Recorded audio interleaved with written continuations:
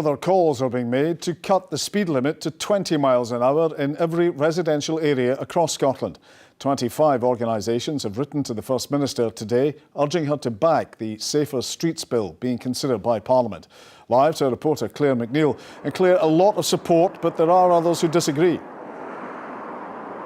Yes, that's right. The opinion is mixed on how much of a difference a move like this could actually make.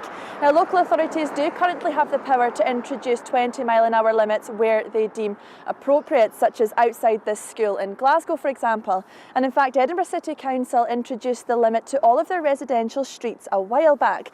But those who have written to Nicola Sturgeon today are calling for this to be Scotland-wide and say that a national approach will create a more standardised and cost-effective system.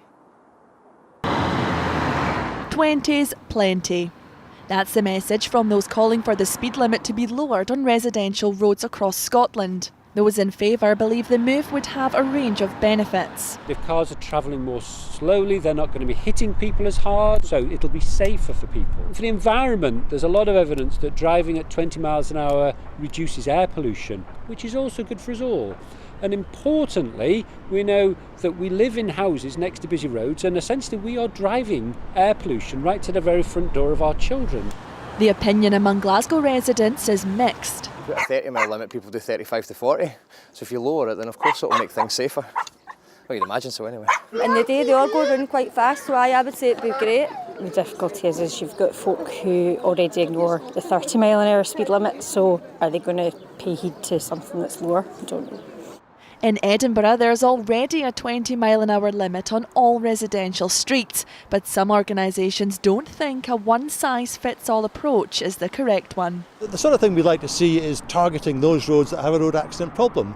By putting 30 down to 20 everywhere, it's too broad brush. You need to target the roads with a problem, and that's investment in road narrowings, in traffic calming, and actually improving the quality of the cycling and walking facilities as well. It's about really investing a bit more rather than expecting people to get the message just by changing a sign. Edinburgh City Council say they're currently monitoring the success of the scheme there and will release a report in the summer.